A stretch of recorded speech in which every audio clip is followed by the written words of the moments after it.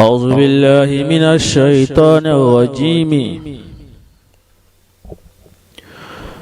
بسم الله الرحمن الرحيم. والله الذي لا إله إلا هو الملك القدوس السلام المؤمن المهيمن العزيز الجبار المتكبر سبحان الله عما يشركون. وجعلني مباركا أينما كنتم وأوصاني بالصلاة والزكاة ما دمت حيا. ادعو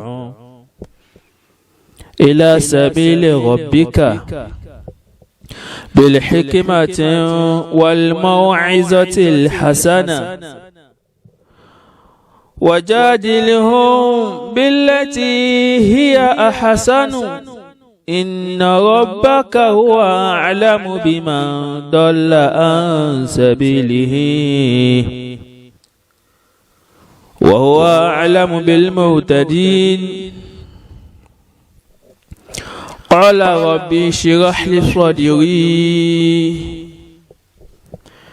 ويسر لي أمري واحلل عقدة من لساني يفقه قولي. واجعل لي وزيرا من أهلي هارون أخي أشدد به أزري وأشركه في أمري كي نسبحك كثيرا ونذكرك كثيرا إنك كنت بنا بصيرا. قال قد أوتيت سؤلك يا موسى وعلمك ما لم تكن تعلم وكان فضل الله عليك عظيما. الشمس والبدر من آيات قدرته والبر والبحر فيض من عطاياه.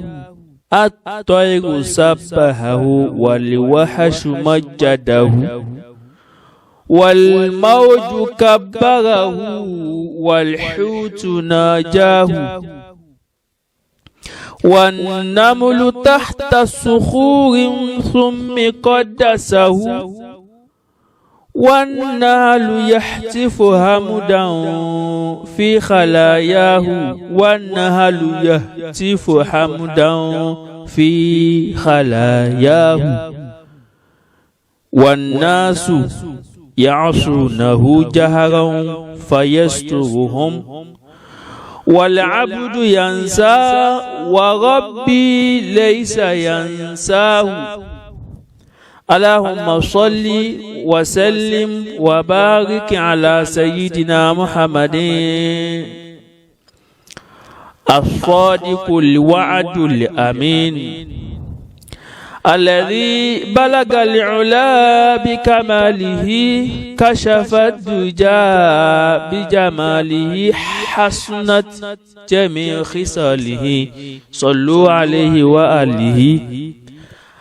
أجمعت الأمة أن العبادة المقبولة هي الصلاة والسلام على رسول الله يقبلها الله في آيات حال ولو كان متعبد بها على مخلفة لأن الله سبحانه يتقبل صلاة على حبيبه كرامة لنبيه عليه الصلاة والسلام. أدم الصلاة على حبيب محمد فقبولها حتما بدون تردد. عملنا بين القبول ورفضها إلا الصلاة على حبيب محمد والله ما في خلق مثل محمد ما في بشر مثل محمد ما مثله في نطقه ما مثله في خلقه ما مثله في فصاحته صلوا عليه وآله وصحبه أجمعين. أدعوكم فún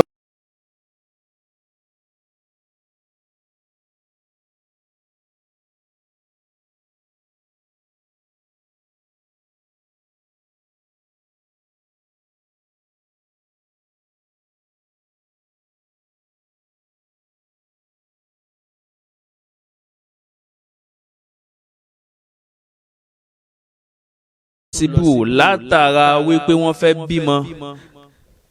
Gbogbo ọba ayé pátápátá kò sí tí ò ní sọ wípé òun ò ní bímọ, kódà wọ́n tún máa sọ wípé àwọn fẹ́ bí àrẹ̀mọ táwọn fẹ́ fi orí àpèrè kalẹ̀ fún. Táwa lọ́ba náà eléyìí tó já sí wípé kò sẹ́nìkan tó bí, kò sì rẹ́dì kò sì gbèrò láti sọ pé òun fẹ́ bímọ torí pé kò ní ìdí ẹ̀. Kì í ṣe wípé ọlọ́run ọba tí ó wà padà sípò padà tí ó máa wá àrólé kan tí ó máa bá rólé fún nígbà tó bá lọ tán gẹ́gẹ́ bí ọba ayé.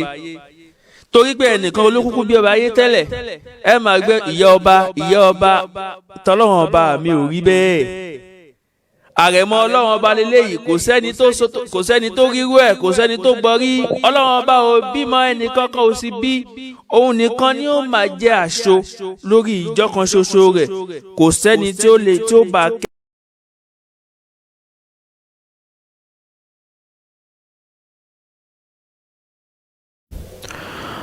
A'udhu billahi minash shaitanir rajim. Òṣùpá wọ́n ń forí balẹ̀ fún mi, wọ́n ń forí balẹ̀. Èní tí ń ṣe ọjọ́ Monday tí àwọn àáfàá tí wọ́n ti lọ, ìkẹ́ náà kó má wá mọ lórí tiwọn náà, kó má tẹ̀lé àwa náà bẹ́ẹ̀ títí àtàwọn tí wọ́n tún padà wá lẹ́yìn tiwa náà lópin ìgbà tí wọ́n bá ti ń bẹ lórí iṣẹ́ rí ìwà rí títí ọjọ́ ń gbé dal kiyama. Àwa tààrà ọlọ́run àtànábì àfi kí àwọn olùjẹ́sábàbí wa tí a fi ní bíbí, àwọn olùjẹ́sábàbí wa tá a fi ní títọ́.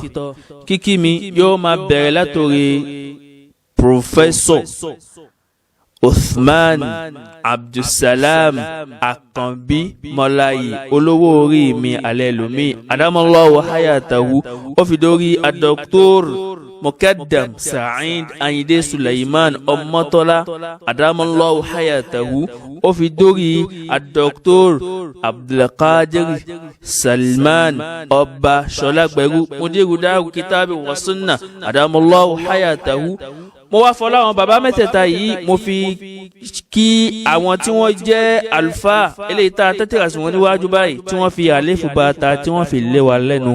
Mo torí tiwọn àwọn tí wọ́n jẹ́ dáhìn olùpèpè sójú ọ̀nà ọlọ́wọ́n ọba tá a gbọ́rọ̀ tiwọn náà tá a ṣàǹfààní. Ó fi dórí àwọn tí wọ́n jẹ́ olùkọ́ tíra, aka tíra àwọn nínú tíra náà làákà yìí tá a fi ń ṣàǹfààní fẹ́yìn náà. Ó fi dórí àwọn tí wọ́n jẹ́ ọ̀gá tí wọ́n kọ́ wa níléèwé, ọ̀gá tí wọ́n kẹ́ni kọ̀ọ̀kan wa níṣẹ́ ẹ̀wẹ́, àwọn tí wọ́n ti lọ́nu wọn máṣàkẹ́ ní kẹta kìyàmọ̀, àwọn tí wọ́n ṣe ń bẹ láyé ọlọ́run máṣàkẹ́ wọn ní kẹta yé ọ̀làlá ilà ìlọ́lá ọlá Muhammadu aminullah ọ̀làlá haúlà wàlá quwwata illa billahi al-aliyyil azim. Naam, a kí ẹ̀yin ọmọ ìyá wa nínú ẹ̀sìn Islam, pàápàá jùlọ ẹ̀yin tí ẹ̀ ń darapọ̀ mọ́ wa lórí ètò tá a wà yìí. Alákọ̀ọ́kọ́ lórí Mu'assasatul Ibn Mubarak Islamiyya ọmọ Al-Barka Islamic Foundation tá a mọ̀ sí The Great Omif. Ẹlẹ́ẹ̀kejì àwa tá a wà ní Darus Sakinah li Ta'lim al-Arabi wal-Islami, Darus Sakinah for Arabic and Islamic Study. Akíyín ní kíkí tọ́lọ́hún, akíyín ní kíkí tànábì wa Muhammadu sallallahu alayhi wa sallam. Ìmáàdúró ti wá ní gbogbo ìgbà ní wíwo ètò yìí àmọ́ lóore. Ládàá tọ́lọ́run bá mi máa ń kọ fún gbogbo ẹni tí bá ti ń ṣe ẹ̀ dáadáa. dáadáa kan náà nìyẹn. Ó gbà ládàá pé o wò ó gbà ládàá wípé o like, ó gbà ládàá wípé o comment, ó tún wá gbà ládàá wípé o share tó bá tún wá share gbogbo ẹni tí bá tún wá tún ṣàǹfààní níbi ọ̀rọ̀ tá à ń sọ yìí ó tún máa gba commission wípé látara wípé ìwọ ló share ló fi ṣàǹfààní. Ládàá bẹ́ẹ̀ Ọlọ́run dákun má fi dùn ẹnì kọ̀ọ̀kan wa, Ọlọ́run má dálò wá láyà. Iṣẹ́ ọlọ́rẹ́ tá à ń ṣe nínú Ramadana yìí Ọlọ́run dákun má sọ pé ò gbà. Oṣù tá a wá ti wà nú ẹ̀ yìí Ọlọ́run dákun ẹ̀mí wa tó bẹ̀rẹ̀ náà ni kó ráàrin kó rí parí, ká tún wá ṣe ọ̀pọ̀lọpọ̀ bẹ́ẹ̀ láyé. Allahumma amin. Naam, ibo ni atọ́kẹ́ wa dé ní Jímọ̀ tó kọjá yìí. Òun náà ni àyà ẹlẹ́ẹ̀kẹ́ ló nínú Suratu Yusuf táwọn ka kéwù rẹ̀ bọ̀ wá. Òun náà ni àyà ẹlẹ́ẹ̀karùn-ún. Òun náà ni atọ́kẹ́ wa dé. Níbi tọ́lọ́run bá mi ti sọ wípé ba'da a'udhu billahi minash shaitanir rajim. Bismillahir rahmanir rahim. Qala ya bunayya لا تقصص رؤياك على إخوتك فيكيدوا لك كيدا إن الشيطان للإنسان عدو مبين إن الشيطان عدو مبين إن الشيطان للإنسان عدو مبين. Ibi ni akakewade ní Friday tí ó kọjá, èní tí ń ṣe ọjọ́ Monday tí ń ṣe ọjọ́ kejì tí a máa ṣe tafsiri yìí. Ibẹ̀ náà ni a ti gbé, ṣùgbọ́n kákọ̀ rewind back lórí àwọn ohun tá a ti tú fún wa ní ọ̀sẹ̀ tí ní Jímọ̀ tó kọjá. Nígbà tọ́lọ́run bá mi ń sọ nínú Suratu Yusufu, Ọlọ́run bá mi ní Alif Lam Ra tilka ayatul kitabil mubin. Ọlọ́run bá ní àwọn aráàfin mẹ́tẹ̀ẹ̀ta tí ń ṣe Alif Lam Ra, àwọn Ọlọ́run bá lamọ̀ tá a gbà lérò pẹ̀lú ẹ̀. Àwọn àyà yìí òun ló wá tún yanjú kíni, ó yanjú ọ̀rọ̀ ẹ̀dá ní yanjú tó perégedé. Inna anzalnahu Qur'anan Arabiyyan la'allakum ta'qilun. Olúwa ní àwọn Ọlọ́run ọba la sọ Al-Qur'an kalẹ̀ pẹ̀lú èdè Lárúbáwá. Nítorí kíni, nítorí ká lè ṣe làákàyè, akọ̀ ń fi léyìí, akọ̀ fi ń rán wa létí wọn tá àti yanjú kọjá ní Jímọ̀ tó kọjá. Àwa tá a bá fẹ́ wo episode 1 tafsiri wa, ẹ jẹ́ ká lọ sí orí péjì tá a wà yìí, àbí ká lọ sórí Daru Sekina, a máa bá ń bẹ̀. Tá a bá dórí YouTube wa ní Ọmọ Àlùbáríkà TV, a máa bá ń bẹ̀. Eléyìí akọ̀ ń tu ní èrèfé ká fi ṣàlàyé wọn tá àti ṣàlàyé kọjá fún wa ní èyí. نعم نحن نقص عليك أحسن القصص بما أوحينا إليك هذا القرآن وإن كنت من قبله لمن الغافلين. Olúwa ní àwa la pa àwọn ìtàn eléyìí tó dáa, eléyìí tó perégedé sínú Al-Qur'ani. Bó ti jẹ́ sí wípé tẹ́lẹ̀tẹ́lẹ̀ a nímọ̀ nípa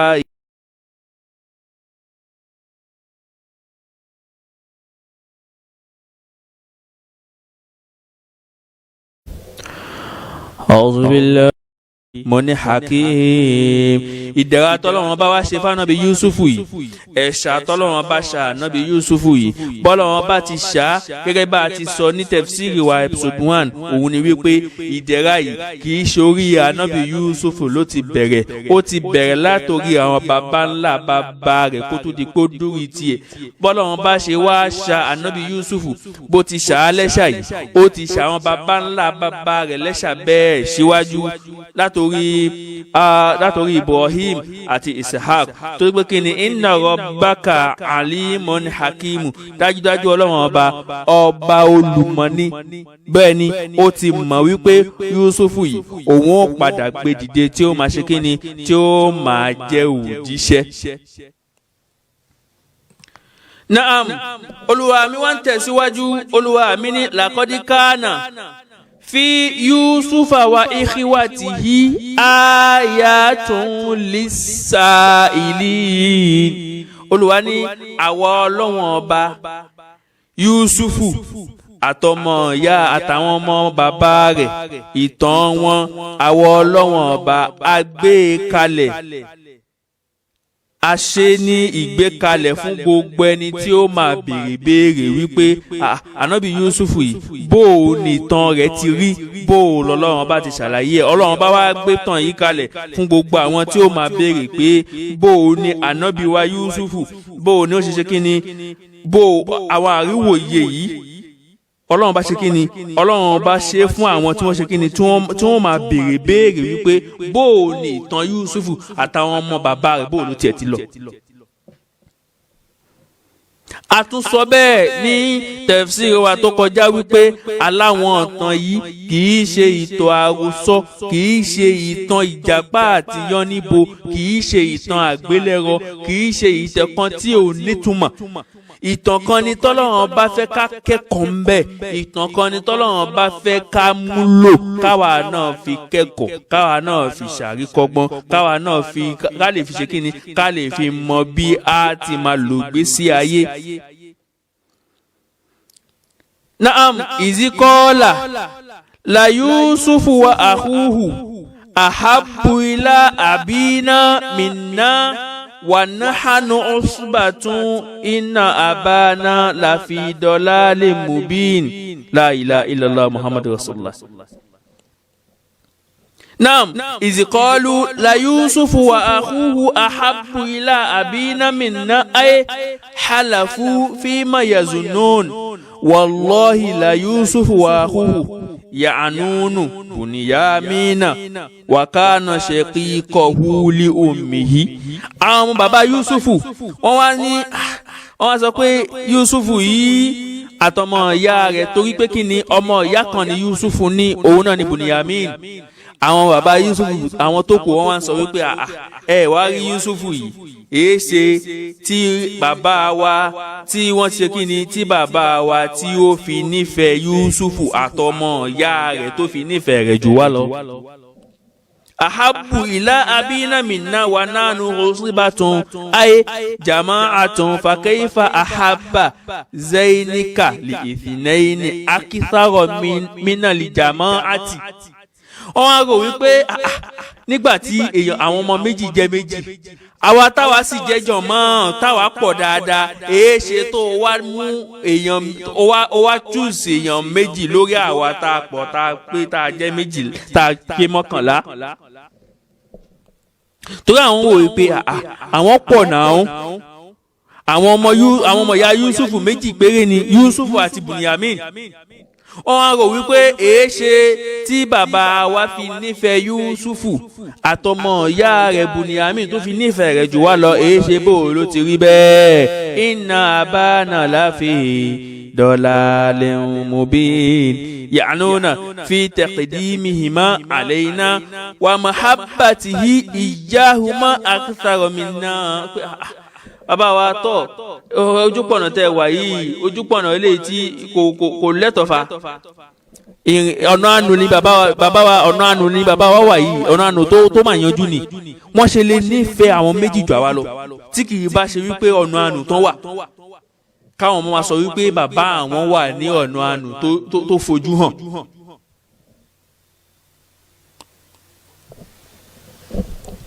Wọ́n ní bàbá wọn ṣe kíni bàbá àwọn wà ní ọ̀nà àánú ní bàbá àwọn wà tọ́ nígbà tọ́kọ̀ wá rí báyìí wọ́n wá rò wípé kí ni ṣíṣe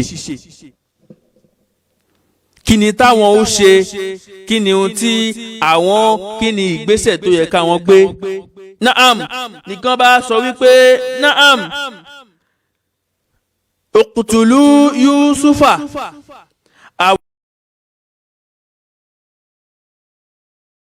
يساحمكم في محبة أبيكم لكم أعدموه من وجه أبيكم ليخلو لكم وحدكم إما بأن تقتلوه أو تلقوه في أرض من الأراضي تستريحوا منه وتختلوا أنتم بأبيكم وتكونوا من بعد إعدامه قوما صالحين وأدمروا توبة قبل ذنب.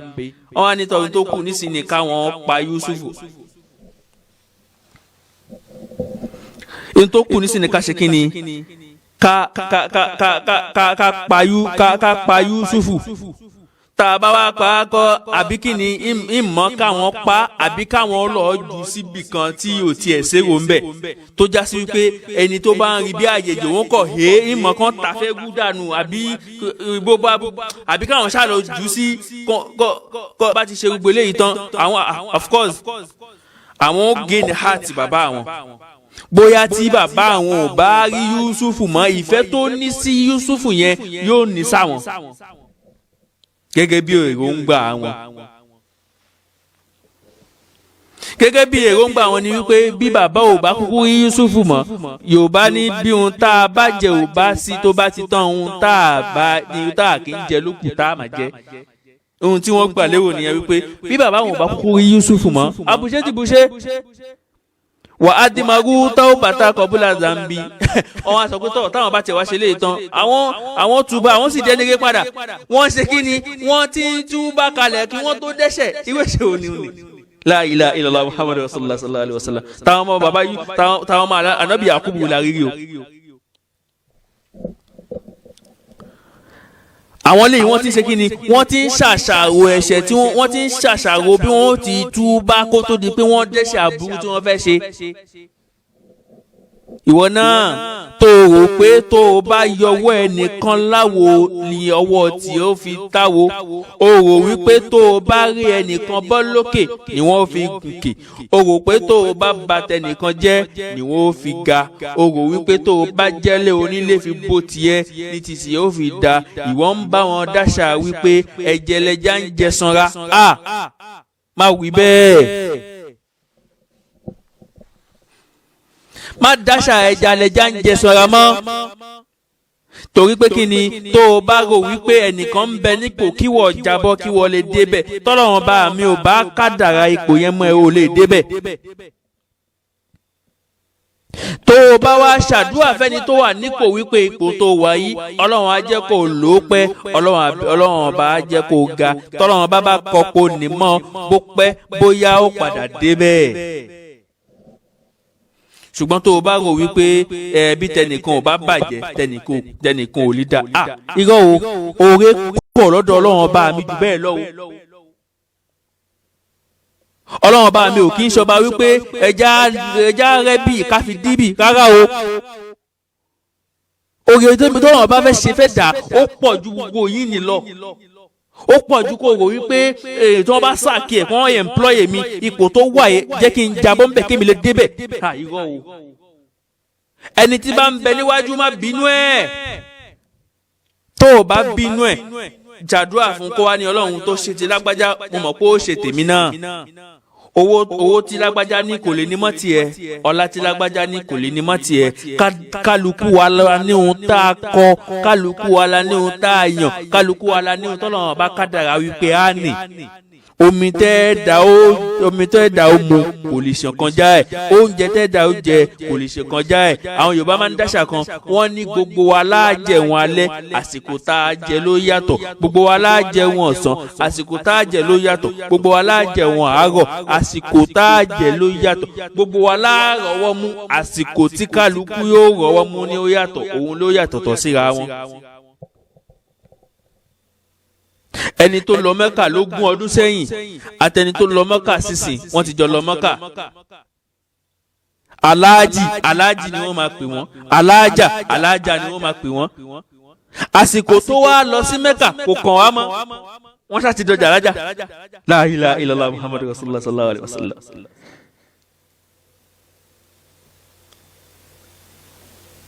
ibi tí àfáà ó ti kọ́mọ kéwú tó ti gbo tí àfáà gboyè lápèjúwe àfáà gboyè pòfẹ́sọ̀ lápèjúwe nídìí kéwú ọmọ tó kọ́ òun náà tún wá padà gba pòfẹ́sọ̀ á rí i pé pòfẹ́sọ̀ ti ṣe kí ni wọ́n ti jẹ́ pòfẹ́sọ̀ ẹ wo ọdún táfà ẹ ti gba tiẹ̀ kẹ́yìn kó tó dé pé òun wá gba tiẹ̀ á rí i pé ọ̀nà yẹn ṣe kí ni ọ̀nà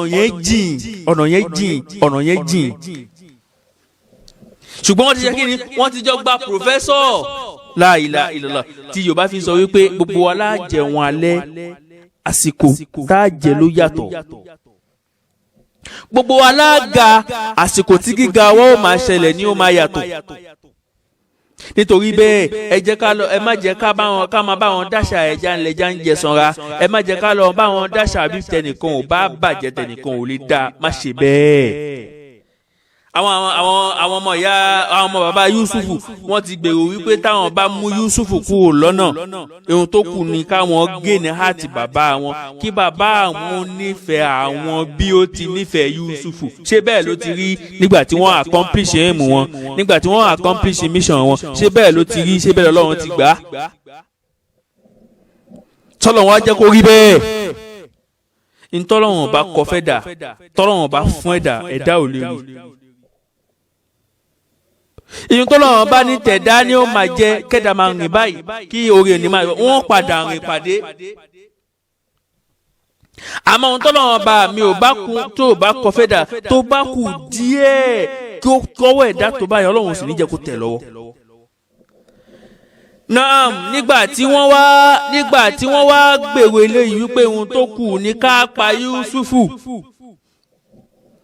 ìkànnì wọn wá sọ̀rọ̀ kọ́ọ́là kọ ilomini home ìkànnì wọn wá dìde wípé èmi nímọ̀ràn èmi láì díà Naam Qatada àti Muhammadu bunu Ishaq kana akibarahum Qatada àti Muhammadu bunu Ishaq wọ́n jẹ́ ká mọ̀ wípé àgbánu wọn èyí tó dàgbà jù nínú wọn òun ló dìde tó mú àmọ̀ràn yìí wá wípé èmi ní ìmọ̀ràn.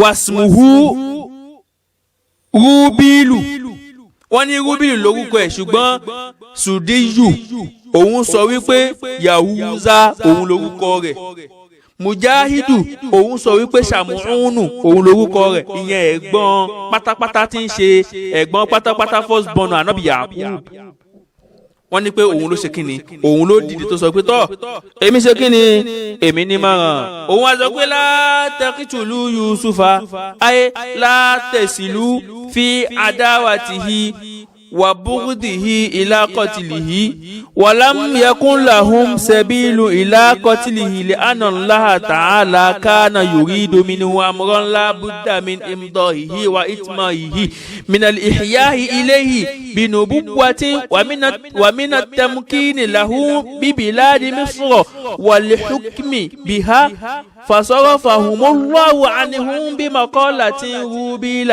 فيه وإشارته عليه بأن يلقوه في غيابة الجب وهو أسف له قال قتادة وهي بير بيت القدس. nígbàtí ẹ̀gbọ́n ìwádìí wa ní ẹ má jà pa Yusufu o la ilaha illallah Muhammad rasulullah sallallahu alaihi wasallam torí pé kí ni ọlọ́run ọba mi ò jẹ́ lè jẹ́ kí mọ̀ wọ́n ṣe lórí Yusufu tẹ́lẹ̀ torí pé kí ni torí kádàrá tọ́lọ́run ọba ti kọ́lé Yusufu pé ànábì àwọn ọlọ́run ọba ni so ìdí eléyìí kò lè jẹ́ kí ìmọ̀ wọn kó ṣe kí ni kò lè jẹ́ kí ìmọ̀ wọn ṣe lórí Yusufu tó Ọlọ́run bá ti mọ̀ pé ànábì Yusufu yóò padà dà nábì ànábì Yusufu yóò padà di ẹni pàtàkì nílẹ̀ Mísírà nígbà náà so ìdí mission tá a fi gbé ànábì Yusufu dìde kò lè jẹ́ k'Ọlọ́run ọba mi jẹ́ kí ìmọ̀ ibi táwọn ọmọ bàbá rẹ̀ tí wọ́n ń gbèrò lé lórí kò lè jẹ́ kó ṣẹ.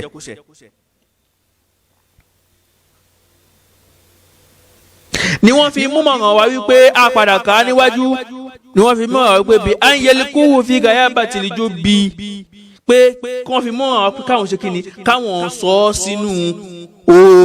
sọ sínú kànga káwọn sọ sínú odò Qatada jẹ́ ká mọ̀ wípé inú odò Jerusalem òun ni wọ́n ṣe kíni òun ni wọ́n sọ sí ní ìgbà náà نعم يلتقطه بعض السيارة أي المارة من المسافرين فتستريح بهذا ولا حاجة إلى قتله. náà wọ́n á sọ wípé ẹ jẹ́ ká jù sódò, tá a bá ilé jù sódò ó ṣeé ṣe káwọn arìnrìn-àjò kí wọ́n ṣe kí ni, kí wọ́n rí, kí wọ́n mú, bóyá wọ́n lọ tà sẹ́rù ni, bóyá wọ́n ṣàmọ̀ wípé kò ní ṣe kí ni, kò ní sẹ́jẹ̀ rẹ̀ lọ́rùn wípé kẹ́ padà rẹ̀ tì wà in kuntum fa'ilin ay in kuntum azimina ala ma taquluna. tó bá yẹ pé lóòótọ́ lẹ fẹ́ mú Yusufu kúrò lọ́nà o, ẹ tẹ̀lé mọ̀ràn tí mo fún yìí. tó bá yẹ pé lóòótọ́ lẹ fẹ́ pa Yusufu, ìmọ̀ràn tí mo mú wá yìí ẹ ṣe, ẹ tẹ̀lé, ẹ rí i pé yóò wọ́ọ̀kì báwọn.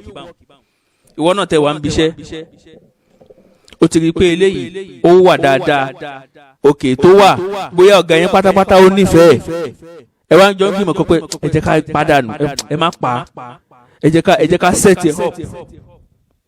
ihun tí ò ṣe ẹ lọ sọ wípé ó ṣe é, ihun tí ò ṣe ẹ lọ plant ihun tí ò ṣe tiẹ̀, ẹ plant rẹ̀ lórí, ẹ sọ pé òun ló ṣe é. ṣé òun ló ṣe é? látàrí wípé kí ni, látàrí wípé ẹ fẹ́ mú kúrò lọ́nà, látàrí wípé ẹ fẹ́ ṣe kí ni, ẹ fẹ́ yọwọ́ ẹ̀ kúrò láwo kẹ́ ọwọ́ tí ń lè débi tó wà. bẹ́ẹ̀ sì ni bọ́lọ́run bá mi ò bá kọ́ ọmọ yín ẹ mà lè débẹ̀. ẹ lè ṣe kí ni, ẹ lè débẹ̀ tọ́lọ́run bá mi ò bá kọ́, tí ò bá kọ́ fún, tí ò bá kọ́ ọmọ yín ẹ lè débẹ̀. Naam, qalu ya abana ma laka la ta'minna ala Yusufa wa inna lahu lanasihun arsilhu ma'ana ghadan yarta'a wa yal'ab wa inna lahum lahafizun wa inna lahu lahafizun.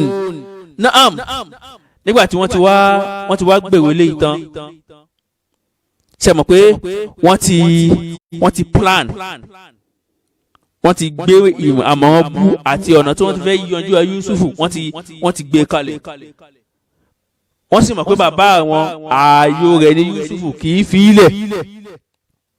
wọ́n wá lọ bá bàbá, onírẹ̀ bàbá wa èé ṣe tó o gbà wá gbọ́, o gbẹ̀rí wa jẹ́ lórí kó o fi Yusufu kalẹ̀ fún wa. ó gbà wá gbọ́. Qalu ya abana ma laka la ta'manna ala Yusufa wa inna lahu lanasihun. wọ́n ní ìrẹ́ bàbá wa èé ṣe kí ló dé, wàhálì tawti'atu wa salafun wa da'wa wa hum yuriduna khilafa zalika liman lahu fihi qulubihim min al-hasadi li hubbi abihi lahu. àwọn rò pé ìrẹ́ bàbá wa kí ló dé tí yóò tiẹ̀ fọkàn tán wa kó fi Yusufu kalẹ̀ fún wa ká tẹ̀jọ lọ kájọ lọ ṣeré. bàbá bẹ́ẹ̀ tí ń gbé Yusufu má bẹ́ yìí, ẹ jẹ́ kó free, ẹ jẹ́ kó bá wa ṣeré, kó tẹ̀lé wa jáde, ẹ jẹ́ ká lè mú já ẹ̀yọ̀ǹda ẹ̀. Irsilihu ma'ana gadan yarta'a wa yal'ab wa inna lahu lahafizun. ó ní bàbá, wọ́n ní bàbá wa fi Yusufu kalẹ̀ fún wa, tó bá ti dọ̀la ẹ jẹ́ kó tẹ̀lé wa jáde kájọ lọ ṣeré pẹ̀lú gọ́ Ọlọ́run. wa inna lahu lahafizun yaquluna wa nahnu nahfazuhu wa nahutuhu min ajlika. ó ní bàbá wa a mọ̀ pé àyò rẹ ni Yusufu, má wọrí, a bọ̀ tọ́jú rẹ̀, kò ní sí ohun tí ó ṣe é, a máa ṣọ́, a mójútó, fọkànbalẹ̀ bàbá wa, fílẹ̀ fún wa náà, jẹ́ kó bá wa jáde, jẹ́ ká mú jáde, kájọ jáde lọ́la, kí kájọ lọ ṣe fàájì, kájọ lọ ṣeré, kó lè free. wọ́n dètè sí bàbá wọn pé bàbá ẹ mọ̀ pé ẹ̀yin náà lẹ bí gbogbo wa, kò sí abúrú kan tá a fẹ́ fi ṣe Yusufu, níjẹ́ kí nǹkan kan ṣe é, kí lè sí bàbá wọn fún un. bàbá ní qala inni la yahzununi أن تذهبوا به وأخاف أن يأكله ذئب وأنتم عنه غافلون قالوا لئن أكله ذئب ونحن عصبة وإنا إذا لخاسرون. wọ́n ní bàbá wa ní tọ̀ kì í ṣe wípé kò wù èmi náà. يقول تعالى مخبرا عن نبيه يعقوب أنه قال لابنه في جواب ما سألوا من إرسال يوسف معهم إلى رعي في الصحراء إني لا يحزنني أن تذهبوا به أي يشك علي مفارقته مدة ذهابكم به إلى أن يرجع وذلك لفرط محبته له لما يتوسم فيه من الخير العظيم وشمائل النبوة والكمال في الخلق والخلق صلوات الله وسلامه عليه. bàbá ní kì í ṣe wípé kò wù èmi náà, kì í ṣe wípé èmi náà ò fẹ́ bẹ́ẹ̀, ṣùgbọ́n ẹ̀rù ló ń bà mí, ọkàn mi ò balẹ̀. ẹ mọ̀ wípé Yusuf mi kì í fẹ́ yà á nígbà kankan, mi kì í fẹ́ kó kúrò lọ́dọ̀ mi nígbà kankan. eléyìí ní ń bà mí lẹ́rù. pabambari tó wá ń bà mí lẹ́rù ni wípé wa akhafu an ya'kulahu dhi'bu wa antum anhu ghafilun. ẹ̀rù tí wọ́n ń bà mí wípé nígbà tẹ́ ẹ bá tún jáde ẹ lè má bìkítà sí mọ́ kíkíni kí kòkó lè jẹ́. gẹ́gẹ́ bí ọmọ tó kí ẹ̀ fún bàbá, gẹ́gẹ́ bí bàbá tó kí ẹ̀ fún ọmọ rẹ̀, ẹ̀mí ò gbà á rí i pé ọmọ tá a bá fẹ́ a kì í fẹ́ kó kúrò ní ojú wa níṣẹ́jú kan. tá a bá jáde tá a bá wọlé tá a bá ilé rí fún bí ata tí mo gbà lágbájá ń kọ́ níbo ló wà. torí pé kí ni a ní fẹ́ kó kúrò lọ́dọ̀ wa. kódà àti lè jẹ́ kọ́ ọmọ òun gan lọ gbówó mi gan yóò nira díẹ̀. látara ìfẹ́ tá a ṣe kí ni, látara ìfẹ́ tá a ní sí, látara wípé a fẹ́ kó kúrò ní sàkánì wa. kí lè sì táwọn ọmọ Yakubu wa fi fún lésì, kí lè sì tí wọ́n fún. èsì náà ni wípé ìrẹ́ bàbá wa la'in akalahu dhibun wa nahnu usbatun inna idha la khasirun yaquluna la'in ada alayhi dhibun fa akalahu min baynina wa nahnu jama'atu wa inna idha la halikuna ajizun. La ilaha illallah Muhammadu rasulullah. Ọlọ́run má fún wa, Ọlọ́run má fún àwọn ọmọ wa, má fi ṣọ̀tá wa. Ọwọ́ nìyẹn bàbá wa èyí ṣe tó ń bẹ̀rù. a make sure wípé bó láti pọ̀ tó àwa odidi ọmọ mọ́kànlá a wá jẹ́ kí ìkòkò kó jẹ ọmọ ẹyẹ kan. bàbá wa pọ̀ náà jọmọ́ la fi rìn, jọmọ́ la máa fi rìn níyà. a make sure wípé kò sí kankan tó ṣe Yusuf tó ń gbé kíni wa nahnu jama'atun apọ̀ tó bá a ti pọ̀ ní kò ní sí nǹkan tí ó ṣe Yusuf. a make sure pé kíni, a make sure wípé a dáàbòbò, a make sure wípé kò ní sí nǹkan kan tí ó ṣe é títà fìdé. a make sure pé kíni kò ní sí nǹkan kan tí ó ṣe Yusufu tá a fi padà dé. ẹ wo ète tí wọ́n ṣe kíni, ẹ wo ète tí wọ́n ṣe fún, ẹ wo ète tí wọ́n lò fún bàbá wọn tí bàbá wọn ò sì mọ̀. tọ́ bàbá wa ní tó bá wá rí bẹ́ẹ̀ nígbà tí ẹ ti fi mí lẹ́mìí balẹ̀ yìí, tọ́ èmi náà kú ni mo bí gbogbo yín, Ọlọ́run sì ní ṣe yín lọ́mọ ìyá àwùsá, èmi náà ni mo bí gbogbo yín, kò sí wàhálà, ẹ mú jáde, ẹ ṣáà make sure pé ẹ bá mi ṣe kí ni, ẹ make sure wípé ẹ bá mi dáàbò bò, ẹ bá mi mójútó Yusufu. nígbà tí wọ́n wá kúrò nígbà ọ̀dọ̀ bàbá wọn, kí ló ṣẹlẹ̀? inshallah a ka àyà kan so yìí, tá a bá ti ka àyà kan so yìí a tún fi kọ́ fún tòní títí dọjọ́ Jímọ̀ tó ń bọ̀. kí ni àyà náà? òun náà ni falamma za'abu bihi wa ajma'u an yaj'aluhu fi ghayabatil jubbi la ilaha illallah wa awhayna ilayhi latunabbi'annahum bi amrihim hadha wa hum لا يشعرون. يقول تعالى فلما ذهب به إخوته من عند أبيه بعد مرجعته له في ذلك وأجمعوا أن يجعلوه في غيابة الجب. هذا فيه تعظيم لمن فعلوه أنهم اتفقوا كلهم على إلقائهم في أسفل ذلك الجب وقد أخذوه من عند أبيه في من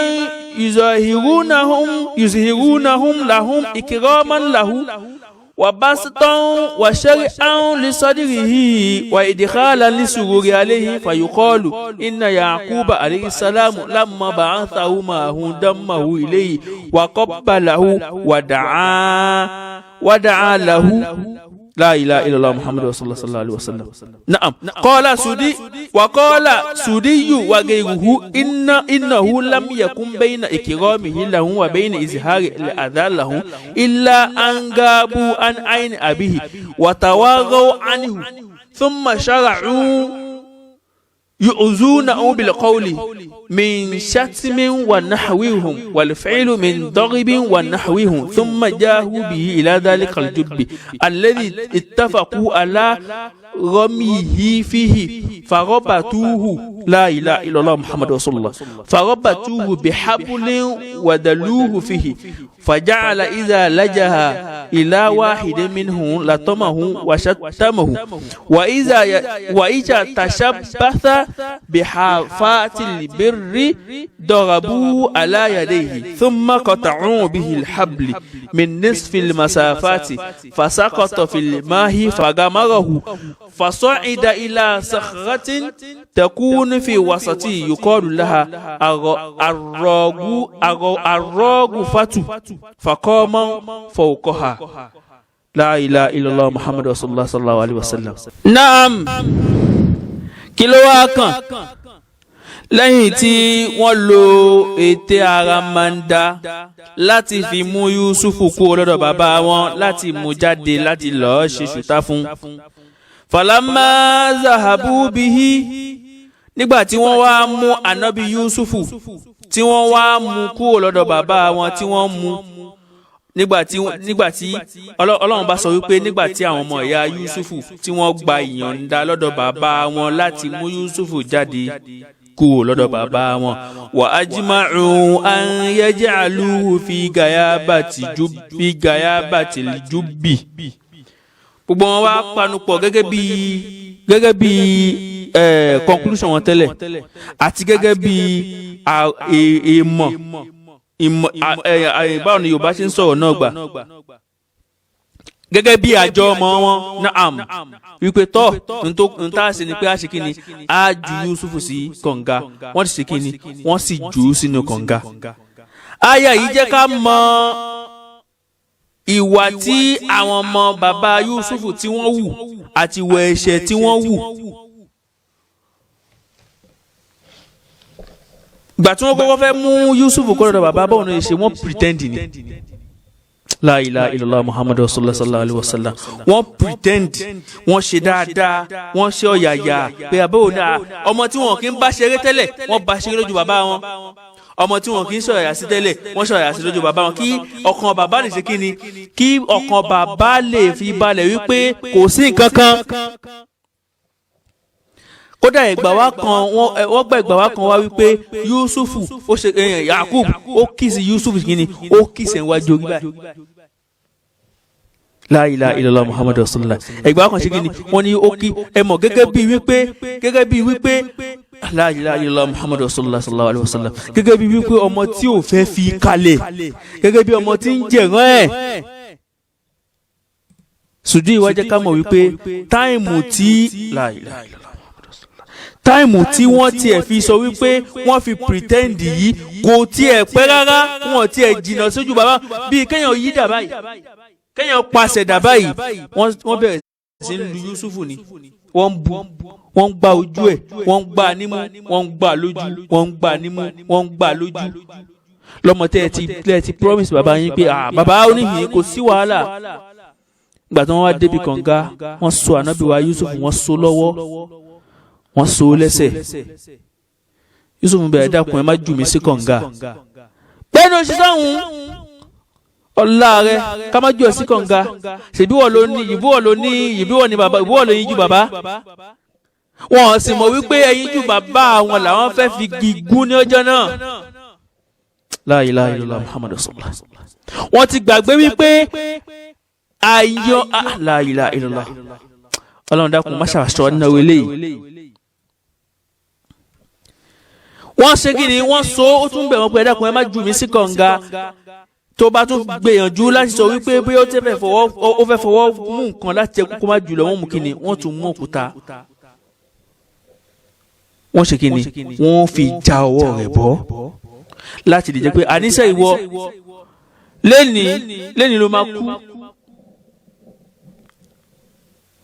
Ọlọ́run wá ní kí òkúta kan já pẹ̀lú Ànábì Yusuf tó rí ibi dúró lé lórí nísàlẹ̀ odò lọ́hùn. La ilaha illallah Muhammadu rasulullah. Ìbẹ̀rẹ̀ Ọlọ́run ti wá bá a sọ̀rọ̀. Ọlọ́run wá sọ wípé Ànábì Yusuf wa wahayna ilayhi latunabbihunahum bi amrihi hadha wa hum la yash'urun. La ilaha illallah. Ọlọ́run bá wá fi hàn Ànábì Yusuf pé Ànábì Yusuf fọkàn rẹ̀ balẹ̀ má fòyà má mẹ́kàn tó bá ti yá ó lè pẹ́ ó lè yá ọjọ́ kan ó tún dín kan tí yóò jẹ́ kí wọ́n mọ ohun tí wọ́n ṣe torí kí ni rẹ̀ Yusuf ó lè kú kò sí kú lójú rẹ̀ Yusufu níbi tó wà yìí kò ṣe pé ó fẹ́ kú gbogbo eléyìí Ọlọ́run jẹ́ ká mọ̀ níbi àyà yìí pé òun Ọlọ́run ọba ó bí kéèyàn fúnyàn ní motivation kéèyàn motivate èèyàn wípé inú wàhálà tó wà yìí fọkàn rẹ̀ balẹ̀ ó padà kú ó bẹ̀ lápèjúwe Ọlọ́run bá sọ eléyìí fún Yusufu láti lè fẹ̀mí ẹ̀ balẹ̀ wípé fọkàn balẹ̀ àníṣe àwọn Ọlọ́run bá la gbé ọ dìde lójíṣẹ́ láti padà gbé ọ dìde kò sí ète kankan tó lè borí ẹ tí ó gbà wájú ìdájọ́ Ọlọ́run ọba. Ẹni tó o ṣe jàǹbá fún kò sí bó o ṣe lè ṣe jàǹbá fún kádàrá Ọlọ́run bó padà máa gbà wájú o lè pẹ́ o lè yá. Wọ́n ní tí irọ́ bá lọ lógún ọdún ọjọ́ kan tó ti tọ́ bá gbéra báyìí yóò sì bá.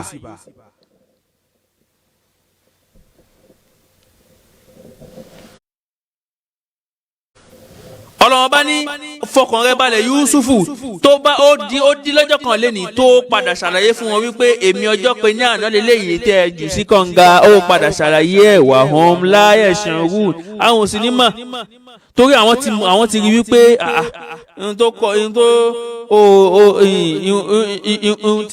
ohun tí wọ́n ṣe yìí ó padà rán wọn létí pé èmi lélẹ́yìí o Ibn Abbas jẹ́ ká mọ̀ wípé ó rán wọn yóò padà kí ni ìwà ìtẹ́ Ọlọ́run bá gbàlẹ́ níbi ayé yìí pé ìrẹ́ Yusufu ó padà rán wọn létí ìwà burú tí wọ́n ṣe fún ẹ yìí ní ipò tí wọn ò ní dá ẹ mọ̀ that means Ọlọ́run ó ti gbé Yusufu ga jù bí wọ́n ti lérò lọ.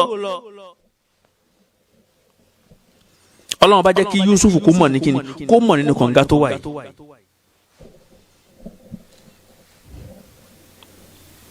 Tó bá jẹ́ sí pé àwọn ọmọ Ànábì Yusufu wọ́n gbà fún kádàrá ni bọ́rọ̀ wọn ṣe padà rí kò ní padà rí bẹ́ẹ̀ torí wọn mọ̀ pé Yusufu táwọn dètè sí yìí Ọlọ́run ọba ló dìídì ṣàlẹ́ṣà ẹni tọ́lọ́run ọba bá gbéga nínú ẹbí yín transformer yín ni tẹ́ ẹ máa faná lára ẹ̀ tẹ́ ẹ bá mójútó tí transformer bá bínú tó bá ṣe gbàmí náà lọ nìyẹn gbogbo ilẹ̀ sùn lókùnkùn mi ò sì lérò pé ẹni jẹ́ni tó wá kúṣẹ̀ náà nìyí tẹ́lẹ̀ náà. Tí transformer bá sì bàjẹ́ òun ní jẹ́ni tí ó ṣe kìnnì tí ó tàn táwa nìyẹn ó jẹ.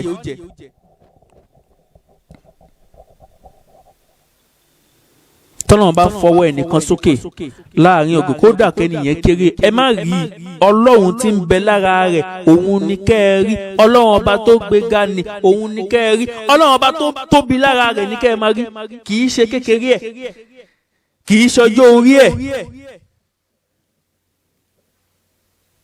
Wọ́n ní ọjọ́ orí kó làgbà ipò ní làgbàlagbà tí ewu lórí tí fi ń ṣí géètì fọmọnú ẹ̀. Nítorí pé kíni nítorí pé kádàrá ni nítorí délé insha Allah ibi tá a ti dúró ní èní òun ni eléyìí nítorí àsìkò àti nítorí ẹ̀yin tẹ́ ń wò wá nítorí àsìkò yín nítorí mẹ́gì tẹ́ ń lò gbogbo ẹ̀ náà lágbàdà máa ṣe kí ni lágbàdà máa consider inshallah a tún máa pàdé ní ọjọ́ Jímọ̀ tí ń bọ̀ wá tá a tún máa tún ṣàlàyé lẹ́kùnrẹ́rẹ́ gbà tí wọ́n ju Yusuf sí kànga kí ló padà ṣẹlẹ̀ ṣé Yusuf ò rí bí jáde mọ́ ni àbó padà jáde inshallah gbogbo ẹ̀ ní àṣẹ ní kíni láṣẹ ní àlàyé lẹ́ẹ̀kan sí akẹ́gbẹ́ yẹn lólùfẹ́ wa tí ẹ ń wò wá Ramadan ibi tá a gbàdélé ni Ọlọ́run dákun Ọlọ́run má ṣàjẹ́ ká ṣìkà rẹ̀ ọ̀rẹ́ la.